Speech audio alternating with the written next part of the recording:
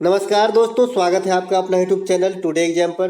दोस्तों आज है 1 सितंबर 2022 और आज आरआरबी ग्रुप डी की एग्जाम थी और फर्स्ट शिफ्ट की एग्जाम समाप्त हो चुकी है। फर्स्ट शिफ्ट की एग्जाम में जीके जीएस सेक्शन से जो भी प्रश्न पूछे गए सभी प्रश्नों को लेकर आ गए हैं। साथ ही साथ आपको बता दें कि आज 7 बजे हमने टेलीग्राम पे एक पीडीएफ दिया था, वहाँ से आपको 4 प्रश्न हूबहू देखने को मिलेगा एक्स्ट्रा फैक्ट से। जैसा आप वीडियो देखेंगे उसके बाद हमने टेलीग्राम पे कुछ भी सेंड नहीं किया है, आप वेरीफाई कर सकते हैं आपको अगर लगता है कि मैं ऐसे ही बात कर रहा हूँ तो। एक प्रश्न यहाँ पे आया, पहला ही प्रश्न मैंने रखा हूँ जो पीडीएफ का है। बलवंत राय मेहता समिति पंचायत में किस प्रकार की व्यवस्था किए थे? तो ये त्रिस्तरीय पंचायत व्यवस्था से संबंधित है बलवंत राय मेहता समिति। कल मैंने तीनों समितियों के बारे में स्ट्रेस भी डाला था कि लिख लीजिए, कल एग्जाम में पूछा जाएगा और आपको यहाँ पे देख के जाना है। तो आगे काम आप लोगों का है, मैं आप लोगों के लिए जितना हो पा रहा है कर रहा हूँ। एनालिसिस के साथ साथ पीडीएफ भी दे रहा हूँ और एक्स्ट्रा फैक्ट के साथ देता हूँ ताकि आपका जो है अधिक से अधिक भला हो सके। ग्राम पंचायत की शुरुआत कब होती है? 1959 में होती है। कहाँ से? राजस्थान के नागौर से होती है। पंचायती व्यवस्था का जो सर्वोच्च संस्था है या हेड क्वार्टर कह सकते हैं, कहाँ है? हैदराबाद में है। हैदराबाद में मैं और क्या याद रखने के लिए बोला हूँ, ये भी एग्जाम में आएंगे। इरडाई जो है ये बीमा क्षेत्र से संबंधित है संस्था, इसका भी मुख्यालय हैदराबाद में है। राष्ट्रीय पोषण संस्थान का मुख्यालय भी हैदराबाद में है, तो ये बात भी आपको ध्यान रखना है। साथ ही साथ पंचायती व्यवस्था संबंधित समितियां कौन कौन से हैं? बलवंत राय मेहता समिति है, अशोक मेहता समिति है, सिंघवी समिति है। ये तीनों समितियां जो है पंचायती राज व्यवस्था से संबंधित है। इसके बाद आपका अनुसूची 11वां और भाग जो 9 है ये भी पंचायत से संबंधित है। साथ ही साथ अनुसूची 11 में कितने मद को शामिल किए गए हैं? तो 29 मद है, यानी 29 विषय को शामिल किया गया है, तो ये भी आपके लिए इंपॉर्टेंट रहेगा।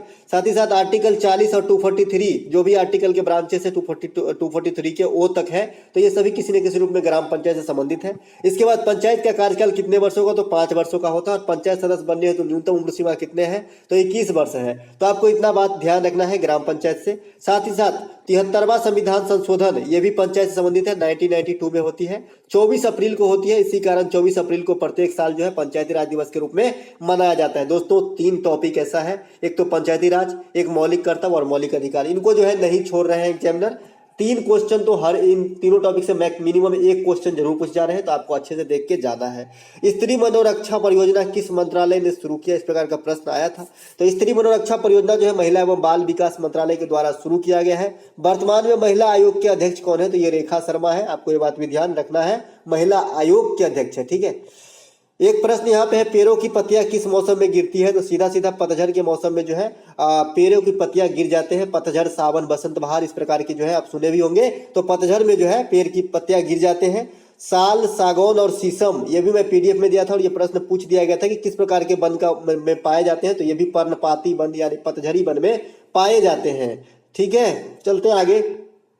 अगला एक प्रश्न पूछा गया था कि किस आईआईटी ने दिव्यांग जो डिजेबल पर्सन होते हैं, जो विकलांग पर्सन होते हैं, उनके लिए एक विशेष प्रकार की चेयर का निर्माण किया गया है। इक्विपमेंट से लैस होंगे वो चेयर जो इनको फायदा दिलाएंगे। तो इस प्रकार के जो है कार्य आईआईटी मद्रास के द्वारा किया गया है। इससे पहले आईआईटी को रिलेट करके जो है पूछा गया था कि आईआईटी खड़गपुर में जो है कौन से कंप्यूटर जो है लगाया गया है? तो परम गंगा लगाया गया था। तो आपको ये बात भी ध्यान रखना है।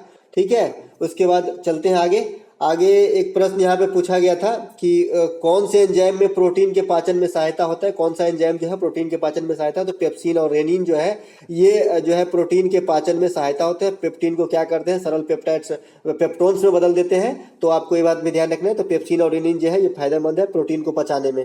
चलते हैं आगे। अब आने वाली शिफ्ट के लिए कुछ भी जो यहाँ क्वेश्चन रहेगा इस फॉर्म में कि लार से कौन सा एंजाइम निकलता है? तो टैलिन निकलता है, एमाइलेज निकलता है। और टैलिन और एमाइलेज दोनों जो है स्टार्च पर काम करता है, स्टार्च को पचाने का काम करता है। चलते हैं आगे। एक प्रश्न यहाँ पे पूछा गया, आईपीएल में अब तक सबसे ज्यादा रन किसने बनाया? काफी इंटरेस्टिंग क्वेश्चन।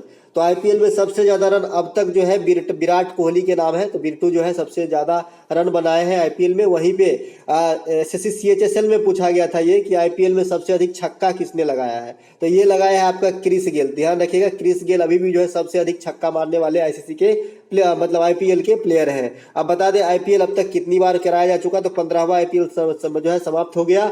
2023 में आपका 16वां आईपीएल होंगे। इसके बाद 15वें आईपीएल के स्पॉन्सरशिप कौन कर रहे थे? तो टाटा के पास था, वीवो को रिप्लेस किया था। टोटल टीम कितने थे? 10 थे। कौन जीते? तो ये गुजरात टाइटंस जीते। उपविजेता कौन? राजस्थान रॉयल रहे। उसके बाद सबसे महंगा खिलाड़ी कौन थे? ईशान किशन थे। किसके पास थे? मुंबई इंडियंस के पास थे। आईपीएल से क्वेश्चन पूछना स्टार्ट कर दिया तो करे मतलब आगे भी आएगा, इसीलिए पूरा मसाला आप ले लीजिए। दो नए टीम कौन थे? लखनऊ सुपर जायंट और गुजरात टाइटन थे। उसके बाद बात आती है पर्पल कप की, तो पर्पल कप जो है आपको मिला था यजुवेंद्र चहल को, और उसके बाद जो आपका ऑरेंज कैप होता है ये मिला था आपको जॉस बटलर को, जो आरजे में खेलता है, राजस्थान रॉयल में खेलता है। तो आपको इतना बात ध्यान रखना है आईपीएल के रिगार्ड में।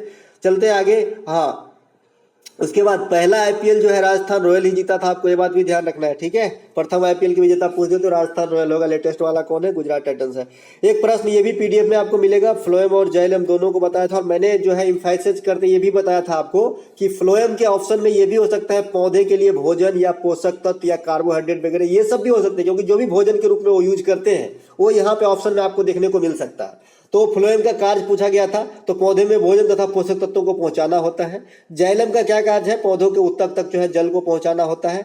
रंध्र या स्टोमेटा का क्या कार्य है? इसके द्वारा जो है जो पत्ते में इस प्रकार के आपने छिद्र देखे होंगे, पौधे में ये सिर जैसे दिखता है, सिर रंध्र या स्टोमेटा कहते हैं। इसके द्वारा पौधे श्वसन लेते हैं और गैस भी छोड़ते हैं, तो आपको ये बात भी ध्यान रखना है। साथ ही साथ पौधे जो है खाना किस प्रोसेस से बनाते हैं? तो प्रकाश संश्लेषण। प्रकाश संश्लेषण के लिए क्या क्या जरूरी होती है? सूर्य का प्रकाश और क्लोरोफिल, यहाँ पे मिसप्रिंट हो गया, क्लोरोफिल आवश्यकता होती है। क्लोरोफिल में जो है मैग्नीशियम धातु की उपस्थिति होती है। पौधे के पत्ते की रंग जब पीला हो जाता है तो हम कहते हैं कि भाई इसमें जो है मैग्नीशियम की कमी हो गई है, यानी क्लोरोफिल की कमी पा रही है इस पौधे में, ठीक है। उसके बाद चलते हैं आगे। साथ ही साथ जब कमी वाली बात आ गई तो एक प्रश्न आपसे पूछा जाता है कि धान में जो खैरा रोग होता है ये किसके कमी से होती है? तो जिंक के कमी से होती है। धान के खेती में खैरा रोग जो हो जाती है जिंक की कमी से होती है, ध्यान रखिएगा, याद रखिएगा। भारत में मुख्य न्यायाधीश की नियुक्ति कौन करते हैं? भारत के जो है राष्ट्रपति साहब करते हैं मुख्य न्यायाधीश की नियुक्ति। वर्तमान में राष्ट्रपति जो है हमारे देश के 15वें राष्ट्रपति द्रौपदी मुर्मू जो है अभी अभी शपथ ली है। इसके बाद वर्तमान में मुख्य न्यायाधीश कौन है? ये भी अभी अभी शपथ ली है, यूयू ललित। तो अभी जो हाल में कितने चीज चेंजेस हो गए, मुख्य न्यायाधीश चेंजेस हो गए, उपराष्ट्रपति चेंजेस हो गए, राष्ट्रपति चेंजेस हो गए, तो ये सब आपको ध्यान रखना है, अपडेट कर लेना है। और मैंने इस पे करंट का वीडियो बना दिया, आप देख लीजिएगा, 8-10 दिन पहले बनाया था। तो वर्तमान में यूयू ललित जो है भारत के सीजीआई होंगे, चीफ जस्टिस ऑफ इंडिया होंगे। अनुच्छेद 124 कहता है कि वो मतलब देश में एक सर्वोच्च न्यायालय होंगे, सुप्रीम कोर्ट होंगे, जिसकी जो है मुख्यालय कहाँ मतलब कहाँ स्थित है? ये तो दिल्ली में स्थित है। स्थापना कब होती है? 1950 में होती है। और साथ ही साथ अगर इसका बात आ गया है तो देश में कुल कितने हाई कोर्ट हैं? तो 25 हाई कोर्ट है। सबसे लेटेस्ट वाली कहाँ का हाई कोर्ट है? तो आंध्र प्रदेश का हाई कोर्ट है। और जो है ये 124 तो हो गया आपका सर्वोच्च न्यायालय से संबंधित आर्टिकल, और उसके बाद 214 जो है 214 जो है आपका हाई कोर्ट का होना, ठीक है। राज्य में एक हाई कोर्ट होगी, ये 214 आर्टिकल बताते हैं, आपको ये बात भी ध्यान रखना है। जब राष्ट्रपति और उपराष्ट्रपति दोनों का पद वैकेंट हो या किसी कारण से वो जो जगह पे नहीं हो, मतलब कहीं जैसे मान लो विदेश यात्रा पे गए हैं, राष्ट्रपति नहीं है, उपराष्ट्रपति थे राष्ट्रपति के कार्यभार में, लेकिन वो भी जर्मनी गए हैं यात्रा पे, तो उस समय राष्ट्रपति का कार्यभार कौन देखेगा? तो भारत के मुख्य न्यायाधीश सीजीआई ही देखते हैं। चलते हैं आगे। एक प्रश्न मौलिक कर्तव्य से पूछा गया था समिति से, आज समिति से दोनों क्वेश्चन पूछा गया था, और कल मैं स्ट्रेस डाला था थर्ड शिफ्ट का जो वीडियो मैंने ऐसे ही आप लोगों को प्रोवाइड कराया था बिना एग्जाम का। बोलते हैं लोग कि क्यों ऐसे कराते हो, मैं आपके फायदा के लिए ही कराता हूँ कि भाई आज बैठो मत, आज देख लो, कल एग्जाम में 2-4 नंबर ऊपर का मिल जाए तो कितने बड़ी बात हो जाएगी, है ना।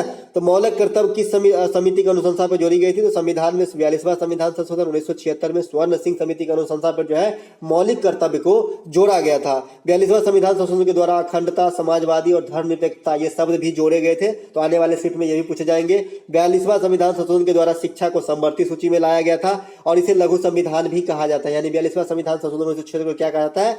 लघु संविधान कहा जाता है। वर्तमान में मौलिक कर्तव्यों की संख्या कितने हैं? 11 है, जो कहां से लिए गए हैं? रूस के संविधान से लिए गए हैं। अनुच्छेद 51 के क में रखा गया है, या 51 के ए बोलिए, और भाग 4 में रखा गया है। मौलिक अधिकार कितने हैं? 6 है, कहां से लिए गए? यूएसए से लिया गया है, ठीक है। पहले जो है 7 हुआ करता था। संपत्ति के अधिकार को 1978 में 44वां संविधान संशोधन के द्वारा हटा दिया गया, जो वर्तमान में विधिक अधिकार है, ठीक है। और ये कहां रखा गया है? 300 के क में रखा गया है। आर्टिकल 300 के क में जो है संपत्ति के अधिकार विधिक अधिकार या कानूनी अधिकार के रूप में वर्णित है, जो पहले कभी संपत्ति का अधिकार हुआ करता था 1978 से पहले। एक प्रश्न यहाँ पे, धोबन सोडा का रासायनिक सूत्र क्या होता है? दोस्तों ये भी पूरा पीडीएफ दे दिया आपको। तो Na2CO3 जो है धोबन सोडा का रासायनिक सूत्र होता है। धोबन सोडा को सोडियम कार्बोनेट कहते हैं, और बेकिंग सोडा को सोडियम बाइकार्बोनेट कहते हैं। अब यहाँ पे मैं फिर से एक बार पूरा सूत्र आपको लिख दूं तो ज्यादा अच्छा रहेगा। अब ये देखिए, मैं ये वाला स्लाइड क्यों इसमें रख लिया हूँ, क्योंकि ये पूछा नहीं गया था, ये नहीं पूछा गया था कि यूजीसी का अध्यक्ष कौन है, लेकिन मैं ये पूरा पेपर इसलिए ले लिया हूँ, ये वाला पेज, क्योंकि आपको दिखा सकूं कि मैं कल ही बताया हूँ। ये देखिए,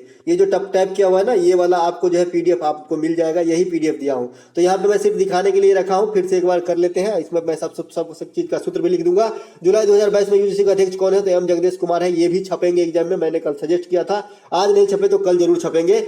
और प्लास्टर ऑफ पेरिस का रासायनिक सूत्र भी मैंने सजेस्ट किया है, CaSO4 हाफ H2O होता है और ये जिप्सम के निर्जलीकरण से प्राप्त होती है, आपको ये बताया था। विरंजक चूर्ण का रासायनिक नाम होता है कैल्शियम हाइपोक्लोराइड। बेकिंग सोडा का रासायनिक नाम सोडियम बाइकार्बोनेट होता है, इसका सूत्र आपका होता है NaHCO3 होता है बेकिंग सोडा या खाने वाला सूत्र का रासायनिक सूत्र। धोबन सोडा का जो है सोडियम कार्बोनेट रासायनिक नाम है, सूत्र क्या होता है Na2CO3 होता है। ध्यान रखिएगा कास्टिक सोडा का जो है रासायनिक नाम सोडियम हाइड्रोक्साइड है, इसका सूत्र होता है NaOH होता है सोडियम हाइड्रोक्साइड। संगमरमर का कैल्शियम कार्बोनेट होता है CaCO3, इसका रासायनिक सूत्र होता है। भारी जल का ड्यूटेरियम ऑक्साइड होता है, इसका सूत्र होता है DTO। और अनुभार भी पूछा जाता है तो 20 होता है। और भारी जल का उपयोग भी पूछा जाता है तो किस चीज में होता है, नाभ के रिएक्टर में मंदक के रूप में, ठीक है। और भारी जल परियोजना भी पूछा जाता है, कहाँ स्थित है, तालचर में स्थित है, उड़ीसा में, तो आपको ये बात भी ध्यान रखना है। इसके बाद नाइट्रस ऑक्साइड का सूत्र आपसे पूछ लिया जाता है तो N2O होता है नाइट्रस ऑक्साइड। और शुष्क बर्फ किसे कहते हैं, तो ठोस कार्बन डाइऑक्साइड को कहते हैं। तो ये मैंने स्लाइड इसलिए रख लिया था। चलते आगे, एक प्रश्न आ जाया था कि खाने वाले सोडा संबंधित एक प्रश्न आया था, लेकिन प्रश्न क्लियर नहीं, आपको क्लियर हो तो मुझे कमेंट कर दीजिएगा। भारत में प्रोटेस्ट का आगमन कब हुआ था, तो 1706 में हुआ था, ऑप्शन में दिया गया था और यह राइट आंसर करके आना था। बात करें इस फॉर्म में जो आने वाले सीट में आपको क्वेश्चन देखने को मिलेंगे कि वास्को डी गामा भारत कब आए, तो 1498 में आए थे। कहाँ पहुंचे थे, तो कालीकट पहुंचे थे। दोस्तों जो भी मैं एनालिसिस करवाता हूँ जानते हैं, एक्स्ट्रा फैक्ट के साथ साथ जो संबंधित प्रश्न होंगे वो मैं जरूर लिखता हूँ ताकि आपको काम आ जाए, और आता भी है जैसा कि आप जानते होंगे। अगर अच्छा लग रहा होगा तो लाइक जरूर कर दो। आई होप आप अब तक तो आप लाइक कर दिए होंगे। तो यहाँ पे वास्को डी गामा द्वितीय बार सेकेंड टाइम भी भारत आता है, कब आता है, 1502 में आता है। तैमूर लंग भारत पर कब आक्रमण करता है, 1398 में करता है, तुगलक वंश के शासनकाल में। उस समय नसरुद्दीन मोहम्मद तुगलक का शासन रहता है भारत में, दिल्ली सल्तनत पे। विजयनगर साम्राज्य की स्थापना कब होती है, 1336 में होती है, हरिहर और बुक्का के द्वारा किया जाता है। तो आपको ये बात भी ध्यान रखना है। साथ ही साथ पूछा जाता है कि विजयनगर साम्राज्य किस नदी के किनारे स्थित है, तुंगभद्रा नदी के किनारे स्थित है। एक प्रश्न आता है कि लेंस की फोकस दूरी 30 सेंटीमीटर, लेंस की क्षमता सब दिन बताता हूँ। कल ही बताया था कि लेंस की क्षमता यानी P बराबर क्या होता है, 1/f मीटर होता है। चूंकि यहाँ सेंटीमीटर में, आपको सेंटीमीटर को पहले मीटर में बदल देना है और कैलकुलेशन कर देना है। तो P बराबर क्या हो जाएगा, 1/30/100 हो जाएगा, ठीक है, इतना मीटर। तो यहाँ पे P बराबर क्या हो जाएगा, 1/1 और 100 ऊपर चला जाएगा, 30 नीचे जाएगा, मतलब 10/3 जो है डायोप्टर आंसर हो जाएगा। एक बात और, अगर उत्तल लेंस की बात करता है, हो सकता है ऑप्शन इस प्रकार से, अगर उत्तल लेंस की बात करता है तो आपका क्षमता जो है निगेटिव में आएगा। अगर अवतल लेंस की बात करता है तो क्षमता जो है आपका पॉजिटिव में आएगा। वही दर्पण में सेम उल्टा हो जाता है। अगर उत्तल दर्पण की बात करेगा तो साइन पॉजिटिव होता है, अवतल दर्पण की बात करेगा तो साइन निगेटिव होता है। आपको ये भी गांठ मान लेना है, काफी हेल्प करेगा आपको एग्जाम में न्यूमेरिकल को सॉल्व करने में। दो प्रतिरोध श्रेणी क्रम में जुड़े हैं तो समतुल्य प्रतिरोध कल ही बताया था। श्रेणी क्रम में समतुल्य प्रतिरोध क्या होता है, R1 + R2 अगर 2 है, अगर 2 से ज्यादा है तो R1 + R2 + R3 जितना भी है सबको जोड़ देना है श्रेणी क्रम में। और समांतर क्रम में क्या होता है, 1/R बराबर 1 फाइनल प्रतिरोध बराबर 1/R1 + 1/R2। साथ ही साथ मैं याद दिलाना चाहूंगा ओम का नियम V बराबर RI होता है। इससे न्यूमेरिकल पूछा जा रहा है, आज प्राप्त नहीं हुए। इसमें 1 का मान 2 का मान दिया रहेगा, 1 का मान आपसे पूछा जाएगा। अगर मान लीजिए कि बोल रहा है कि परिपथ में 2 श्रेणी क्रम में जुड़ा हुआ है तो इसमें सीधे सीधे ये नहीं रख देना अलग अलग, पहले श्रेणी क्रम में समतुल्य प्रतिरोध निकाल लेना है R1 + R2 को जोड़ के। अगर 3 है तो तीनों को जोड़ के, और फिर वोल्टेज का मान दिया रहेगा, धारा का मान पूछा जाएगा, या फिर धारा का दिया रहेगा, वोल्टेज का मान निकालना रहेगा। तो इस प्रकार से प्रश्न आ रहे हैं एग्जाम में, इजी टू मॉडरेट ही आ रहे हैं, कोई बहुत बड़ी बात नहीं। और ये जो पीडीएफ जो है आपको टेलीग्राम पे मिल जाएगा, शाम को रात को मिल जाता है आपको पीडीएफ, तीनों कंबाइंड शिफ्ट खत्म होने के बाद। तो आशा करते हैं अच्छा लगा तो लाइक कर दीजिएगा और मिलते हैं सेकंड शिफ्ट के एनालिसिस की वीडियो के साथ।